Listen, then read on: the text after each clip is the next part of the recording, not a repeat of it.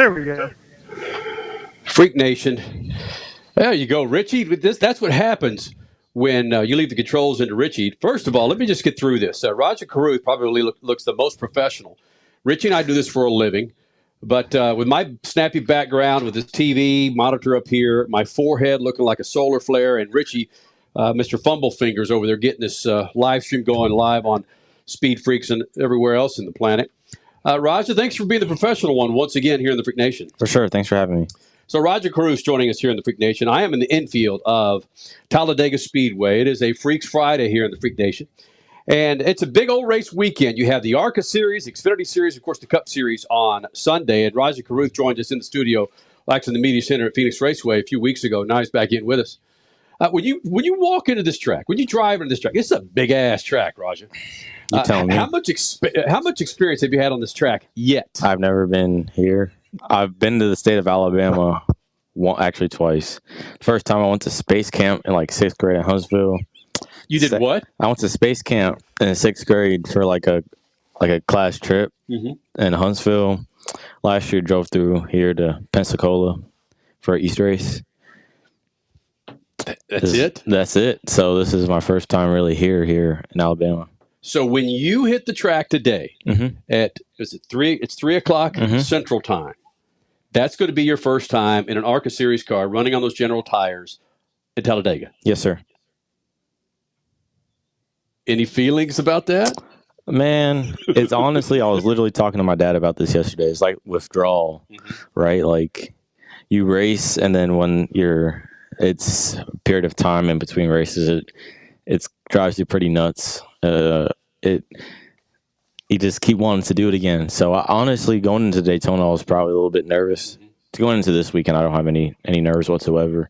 Obviously, before the race, before your competition, like leading up to it, you have moments of not nervousness, but just nerves and elevated heart rates and stuff like that, like the day of and leading up to it. But in terms of actual nervousness, I don't have any because I've prepared. So, Richie, I know you want to jump in here, but real quick, you're right. You've got 2 races under your belt in the ARCA Series, the National Series, and we're at the end of April.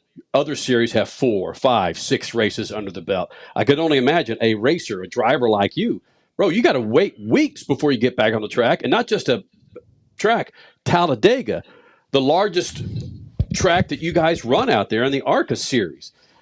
Will you have nerves, or is it just like, thank goodness I'm back at my office? I would say it's a little bit of thankful to be back in the car at the racetrack, going to the racetrack with my team. To be honest, man, I really don't have any nerves going into this weekend. I'm not a very confident person, but going into this weekend, I feel confident. So I think that's the first. Rajah, did you race at Daytona this year? Yes, sir. I raced at Daytona. So you have a little bit of experience with super speedway racing, then. What was your experience like at Daytona, which I'm assuming that was your first time at Daytona as well? Yeah, Daytona was pretty nuts. I think it all honestly went by pretty quickly.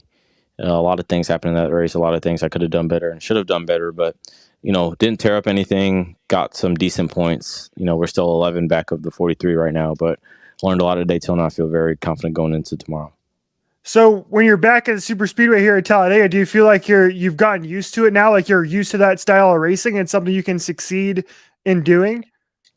I wouldn't say I'm used to it. It's still my it's going to be my second time at it, first time at this racetrack, but I'm really confident in the car that everybody at Rev Racing brought. Our Max Siegel Chevy is going to be very fast, and I'm very confident in our race team and the people we've assembled to go to the racetrack with us. And I'm really thankful that Chris Lambert, believes in me enough to spot for me at these combination races, and he's got an abundance of knowledge, got wins here at Talladega, or here in Daytona, and really everywhere in between. So I'm going to trust him, and I know he's going to steer me in the right direction. What kind of advice has been given to you, or have you sought after? What drivers, what team owners have given you advice about Talladega? Honestly, not a lot. Really, in Daytona, I kind of was asking a lot of people, and some of the stuff that I learned from people was applicable, but at the end of the day, you can't beat your own experience. But don't get me wrong, it's very important to listen and to reach out for advice and wisdom from those that have done it repeatedly. But for this race, I've kind of stayed within my support system and kind of system that I've established for the people I talk to on a regular basis, whether that's Brad Parrott, Mark Green, Bubba Wallace, Lambert, LaJoy, just a couple others. A crap ton of people. Yeah, just I honestly don't feel like it's anything crazy. It's just, taking in information from, a set consistent amount of folks and seeing what information that they gave to me is applicable to my own deal. You had a crap ton of cars at Phoenix. What's the car count for Talladega, 1, and 2? How much different is it going to be running Talladega with a single car qualifying or sprint qualifying, regardless, versus pack racing? From your knowledge or lack of knowledge. Yeah, so obviously I've watched the last couple of races. It's going to be annoying because I start like 23rd or mid to back of the pack because of last year's points. I'm not sure how many cars we exactly have this weekend, but I'm not really worried about it. Phoenix, I guess going into that one, that wasn't a super speedway, but there was a good amount of cars there. And once the race got strung out, I got very comfortable, and I don't see how it's going to be any different this time. So I'm just really excited to get on the racetrack. It's been a very long time, but I'm very thankful to go back and have the chance to drive. Rajah Caruth joining us here in the Freak Nation, running on those General Tires in the ARCA Series here at Talladega. And you talk about being calm, a little bit more confident here. You say you're typically not confident. I think when we talked to you at Phoenix, you seem to have a confidence about you. Is that just a facade? Were you scared crapless? I mean, no, man. Can't call me out like that. No, but I mean, when I say that, I don't really have, and my dad is hard on me about this, but I'm not a super confident person. I'm not like cocky or anything. I don't really talk about myself like that. So what I mean by that is, when I say I'm confident, that means I'm not questioning myself. Got it. And, I question myself really about every single thing. So the few times that I'm not that, I consider it confidence. So even though that may not actually be it. So that's what I mean when I say I feel confident. I'm not questioning myself going into this weekend like I have for most, if not 95% of all the races I've done in my life. So there's a difference between confident and cocky. You don't come across as cocky to me at all. You come across to me as being confident, which I want my 8-year-old daughter to grow up to be like that, to be confident in whatever she does, to know she's going to put her best foot forward, to use an old ass metaphor. So I'm not confusing cocky with confident. I think it's awfully ballsy to be so confident as you are, which is going to get you places, Rajah. And I hope so. I'm sure that's something that's come from your old man. Yeah, Dad is very to himself like me, like kind of. I wouldn't say like I'm kind of quiet, but with like my close friends and like my family, I'm not that quiet, if that makes sense. But usually I'm kind of just to myself. I don't really hang out with people that much. So similar to Dad, like we're just kind of to ourselves and like to be quiet and do our work and let the results talk for themselves. I asked you this before we went live, if you've ever run Iowa. And Iowa's the next track where MAV TV will be covering, putting your big old faces in cars all over the MAV TV. It's my birthday race, too. June 11th. Boom. Right? Look at you, man. Mm-hmm. So, back on MAV TV for your birthday party. You've run Iowa before. Ran it last year, yeah. Right? A confidence that you bring into that track? Yeah, I feel comfortable going really back to every place that I went to last year. And even the new places, I think understanding that there's things out of my control, but there's things that I can control. And if I meet my expectations and complete my duties and tasks in my preparation, I should not feel kind of nervous, even though I sometimes do feel nervous and questioning myself. But going to Iowa, that track was fun last year. Didn't finish kind of how we wanted to, had some suspension issues, but learned a lot. And I think going back there, obviously it's a birthday race, but I feel good going back to that racetrack just because it's not old, but abrasive surface, and I feel like I excel at those types of racetracks. Well, I'm sure MAV TV is going to have a camera in your face. Now that I'm going to share with the MAV TV Nation that it's going to be your birthday, so don't disappoint. Turning 20. Whoa! 1 year closer to being able to walk in and grab your beer. Man, you know what? I honestly don't even think I'm going to drink when I turn 21 because I'm I like chocolate milk. Literally, the drinks I drink are water or water with like electrolyte stuff in it or chocolate milk. And that's it. I really like chocolate milk. Well, don't let anyone tell you that Kahlua and chocolate milk go good together. What's that? Don't eat this. It's I guess it's better. Irish I don't know whiskey. I'll just plug my ears, pretend I didn't hear that. Man, it's always good to get you in here, man. We want the best, hope the best for you to go out there and kick some ass. We love your demeanor. Doesn't look like much shakes you, whether it is or not. But go out and kick some ass at Talladega, will you? I appreciate it. Hopefully, Phoenix, we came and talked. I ran fifth and finished fourth and second on the last restart. So maybe it's good luck. No, it's called Speed Freaks Mojo, and that's legit. It's the mojo. Yeah, you can ask Paul Tracy. You can ask Ron Capps with the NHRA. They come in and they win, or they finish better than they thought they would. So I expect you to have a top 5 finish. As you're sitting, 2 in points? Second in points, 11 back of the leader. So. Bam. Running on those General tires. Mm-hmm. Right. Sweetness. Yes, sir. Thanks, Rajah. Thank you. Hey, Suave, let's go to break and come back live. Okay. Speed Freaks, Motorsports Radio, redefined. Next to your vehicle's engine, your transmission is the most important component of your car. If it's not properly maintained, your car may not shift properly. By adding Lucas Transmission Fix to your transmission, it cleans and lubricates sticking valves for proper shifting, renews worn bands to stop slipping, stops seal leaks, will not void new car warranties, contains no harmful solvents. Lucas Transmission Fix.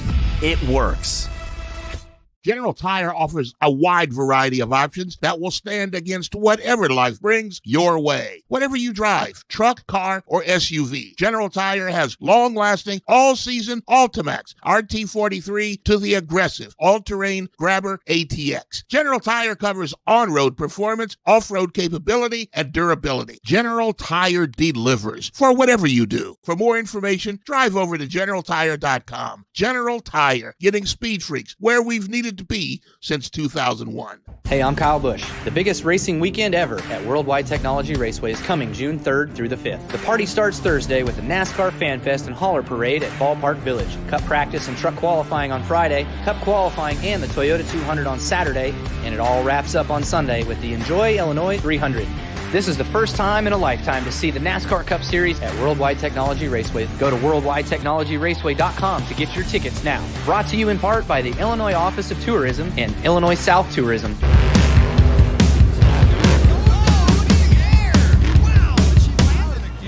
Lucas Oil, it works. I run Lucas Oil. It doesn't matter if you're on the water, driving to work, or competing in a sold-out stadium. Lucas Oil products will help you get the most out of your vehicle. Monster Jam has run Lucas Oil in and on our trucks for over 10 years. We wouldn't run anything else. Lucas Oil, the official oil of Monster Jam.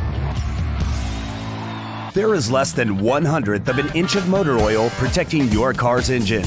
Friction and heat causes engine oil to experience thermal breakdown, weakening its ability to protect the engine and its parts. Lucas Heavy Duty Oil Stabilizer is specially formulated to resist thermal breakdown, protect vital engine parts, and extend the life of your engine. It also stops smoking, knocking, and oil consumption in worn engines. Lucas Heavy Duty Oil Stabilizer. Keep that engine alive. Freak Nation, our buds at General Tire want to give you $70 back on a Visa prepaid card. How do you get it?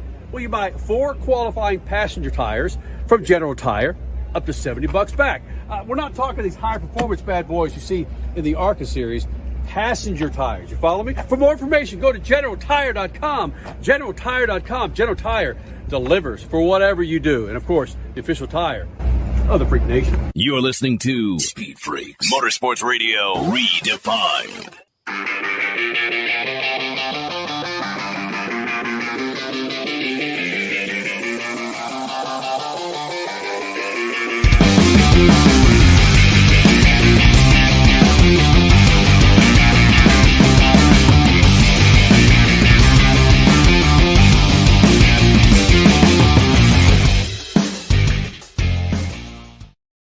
Freak Nation, we're back at Talladega Superspeedway from the infield media center. And again, Richie, I mean, even your stupid bedroom background looks better than mine.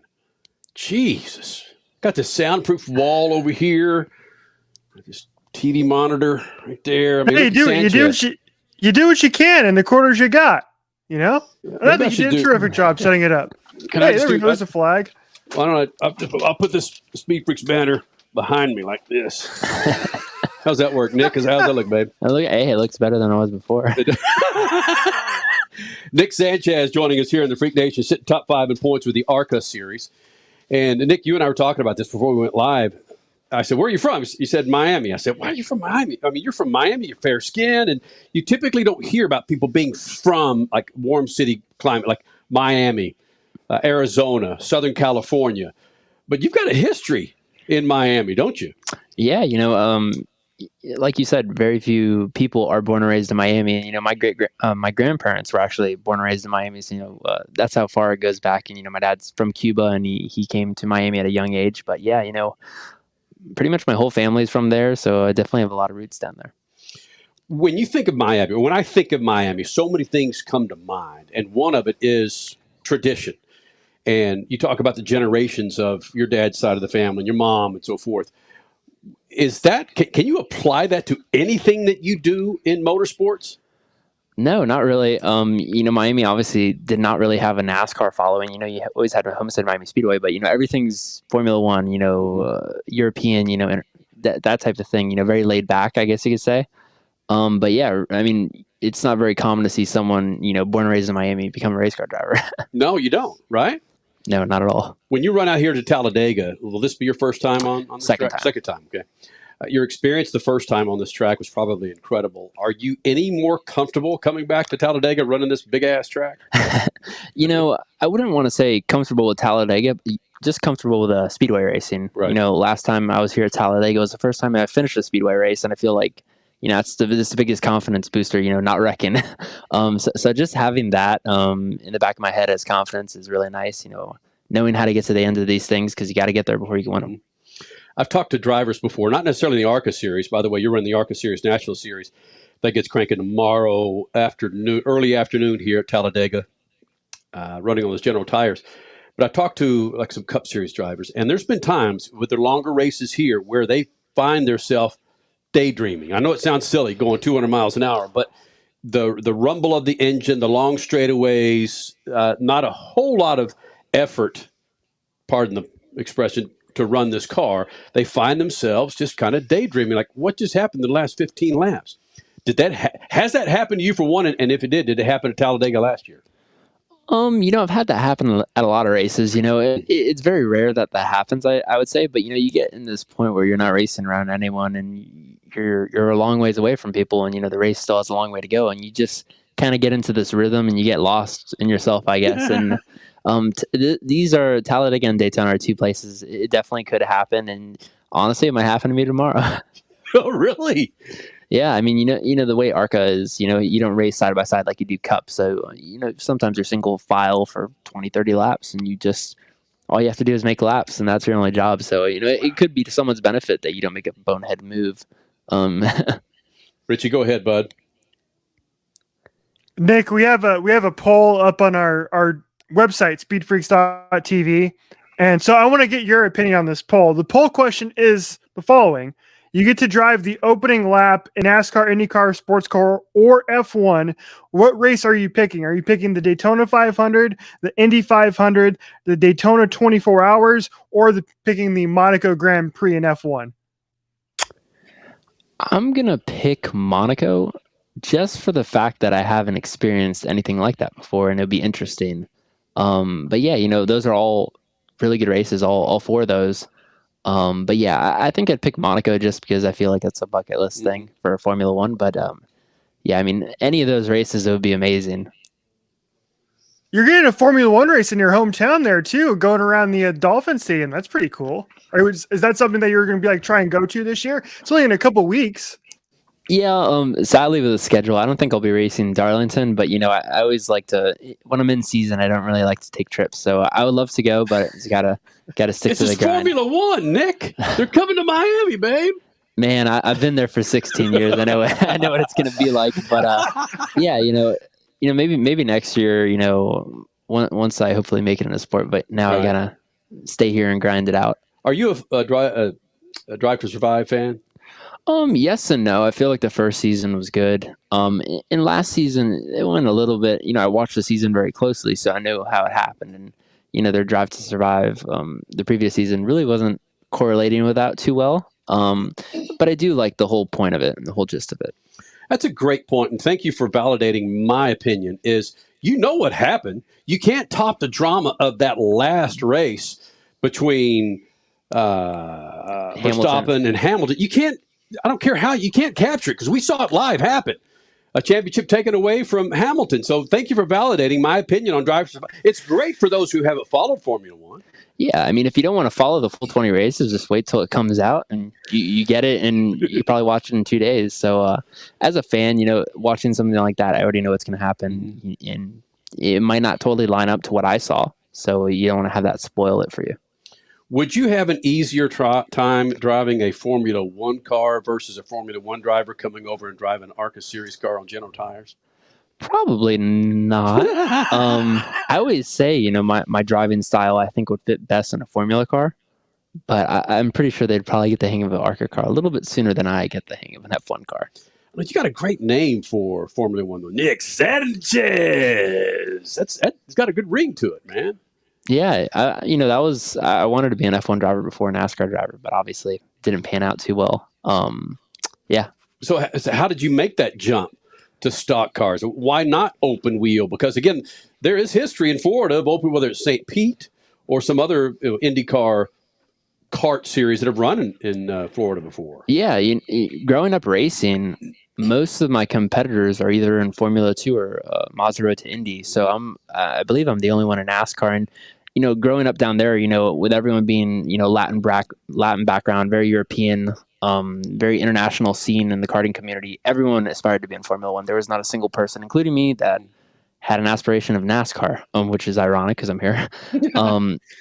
But yeah, I would say the decision making kind of went in, I think I was about 15 and I was at the point where I wanted to jump into cars, and, I had grown out of karts. Got it. And I think NASCAR had the clearest path for me to get to the top. Whereas obviously Formula One, we all know it's a lot of politics and you have to be in Europe, first of all, and I wasn't.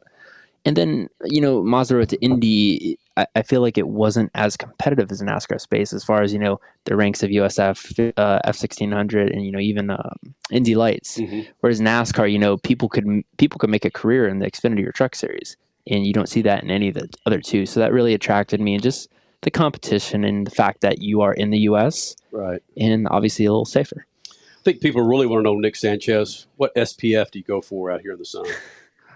30 SPF. I use moisturizer with 30. Right. I try to stay constant with it. Growing up in Miami, you learn real quick the value of sunscreen, and I've spent many nights in pain with aloe on my face because I did not put it on the day before. So learned my lesson there. It's a wise man. Go out and kick some ass at Talladega this weekend. Right? I'll definitely try it. Nick Sanchez sitting in the 5 spot for the ARCA Series, National ARCA Series, running on the old General Tires, Freak Nation, which, by the way, you've run Iowa before? Yes, I have. MAV TV picks up the broadcasts in Iowa coming up in June.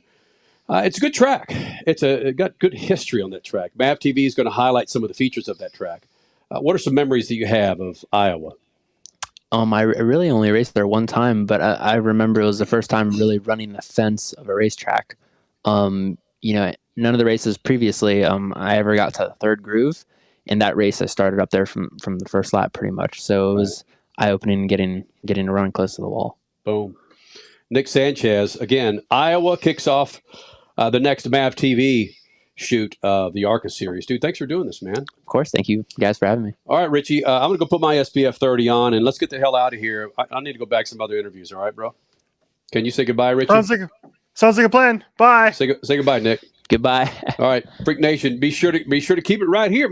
Stay with the Freak Nation. Be sure to follow us on Twitter, Instagram, and Facebook. More live streaming coming out of the media center here at Talladega.